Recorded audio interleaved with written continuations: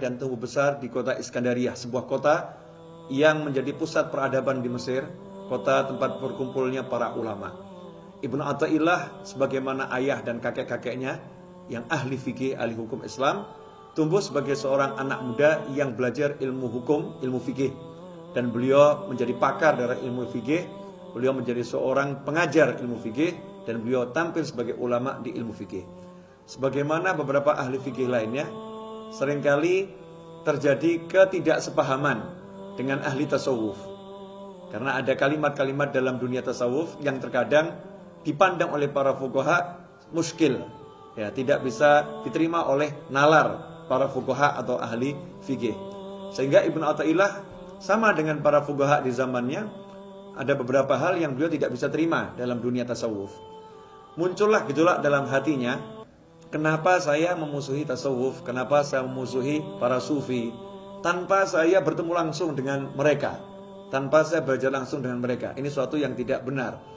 Maka terpanggillah beliau untuk mendatangi tokoh sufi di zamannya yang hidup satu kota dengan beliau, yaitu Syekh Abu Abbas Al-Mursi rahimahullah. Syekh Abu Abbas Al-Mursi adalah seorang ulama yang pernah berkata, seandainya Nabi Muhammad SAW itu tidak kupandang sesaat, maka aku menganggap diriku bukan seorang mukmin. Nah, ini termasuk ucapan yang dipandang muskil, ya, bermasalah menurut ahli fikih. Mengapa Syekh Abu Abbas menyatakan seperti itu? Karena beliau dalam satu hari bersolawat kepada Nabi Muhammad SAW sebanyak 50.000 kali. Sehingga tidak mungkin setiap saat itu Rasulullah lupa. 50.000 kali itu wiridnya, tidak lepas dalam satu hari. Syekh Abu Abbas Al-Mursi rahimahullah. Ibnu Athaillah pun datang ke masjid di mana Syekh Abu Abbas Al-Mursi mengajar. Duduk di sana, kemudian mendengarkan wejangan-wejangan. Hari pertama, beliau mendengar bahwasannya Syekh Abu Abbas Al-Mursi mengajarkan bahwasannya jalan menuju Allah Ta'ala ini harus ditempuh dengan 3 jalan. Yang landasannya adalah Islam, kemudian setelah Islam adalah iman, dan setelah iman adalah ihsan.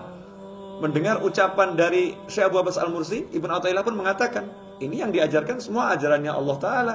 Ini ajaran Nabi Muhammad SAW. Maka beliau pulang dengan hati yang masih bergejolak. Gejolak hatinya itu semakin malam semakin menjadi-jadi. Beliau semakin jatuh cinta dengan Syekh Abu Abbas Al-Mursi rahimahullah. Maka tidak sempat menunggu datangnya azan subuh, beliau pun bergegas menuju ke masjid. Nah, sampai di masjid menunggu azan subuh, beliau ditemu oleh Syekh Abu Abbas Al-Mursi. Ketemu tuh di masjid. Syekh Abu Abbas Al-Mursi menatap Ibnu Athaillah dengan pandangan yang penuh cinta, tersenyum dengan setulus-tulusnya. Kemudian Ibnu Athaillah mengatakan, wallahi, demi Allah, aku mencintaimu. Syekh Abu Abbas Al-Mursi pun menjawab, semoga Allah mencintaimu sebagaimana engkau mencintai aku. Ibnu Athaillah sebetulnya kakek-kakeknya tidak suka dengan tasawuf, tidak suka dengan para sufi. Tapi Allah Ta'ala memilih Ibnu Athaillah untuk masuk dalam dunia tasawuf dan menjadi pakar dalam dunia tasawuf.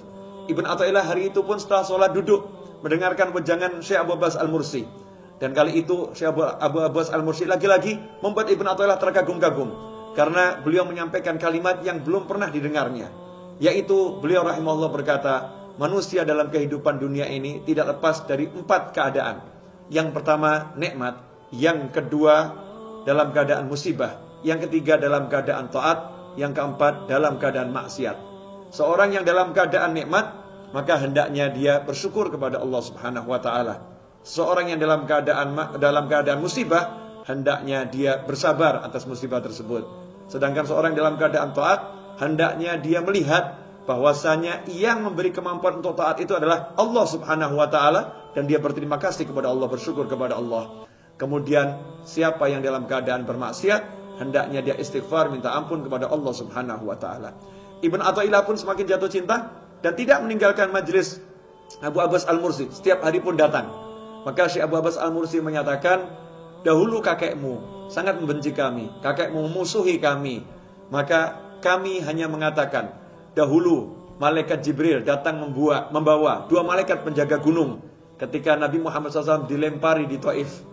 Maka saat itulah malaikat Jibril mengatakan, ya Rasulullah, 2 malaikat ini minta izin untuk mengangkat gunung yang ada di kota Taif dan menimpakan kepada warga Taif. Maka Nabi Muhammad SAW pun menyatakan, jangan lakukan seperti itu. Bahkan Rasul berdoa, Allahumma hdi qaumi fa innahum la ya'lamun. Ya Allah, berilah petunjuk kepada kaumku, sesungguhnya mereka belum mengerti, mereka tidak mengerti.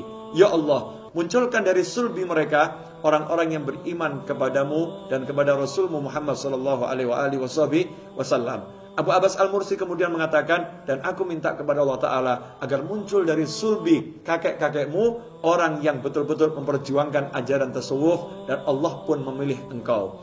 Ikhwani rahimakumullah. Maka Ibn Athaillah pun tampil sebagai seorang ulama yang hidup dengan dua ilmu, ilmu zahir dan ilmu batin. Sebagaimana dikatakan gurunya, jika engkau tekun pelajari ilmu ini, maka engkau akan menjadi seorang ulama yang bisa mengajar di dua ilmu, yaitu ilmu tasawuf maupun ilmu zahir, ilmu fikih, ilmu bahasa, dan ilmu-ilmu yang lain. Ibn Athaillah pun tumbuh sebagai seorang ulama yang betul-betul menguasai dua ilmu tersebut sampai wafat gurunya, dan beliau pun menjadi penerus dari Syekh Abu Abbas Al-Mursi rahimahullah. Kemudian Ibn Athaillah pindah dari Iskandariyah menuju ke Kairo. Di Kairo beliau mengajar dan mempunyai murid yang sangat banyak. Karya-karya beliau tidak kurang dari 20 buku yang beliau tulis, dan semuanya barakah manfaat dipelajari oleh umat Islam hingga saat ini. Semoga sekilas biografi Ibn Athaillah yang wafat pada tahun 709 Hijriah ini mendapatkan keberkahan dan menjadi pendorong semangat untuk kita semua, agar kita mau belajar dan tidak merendahkan siapapun. Semoga Allah beri kita ilmu yang manfaat. Wabillahi taufiq wal hidayah. Wassallallahu ala sayyidina wa maulana Muhammadin wa alihi wasallam. Alhamdulillahirabbil alamin wa afa minkum. Wassalamu alaikum warahmatullahi wabarakatuh.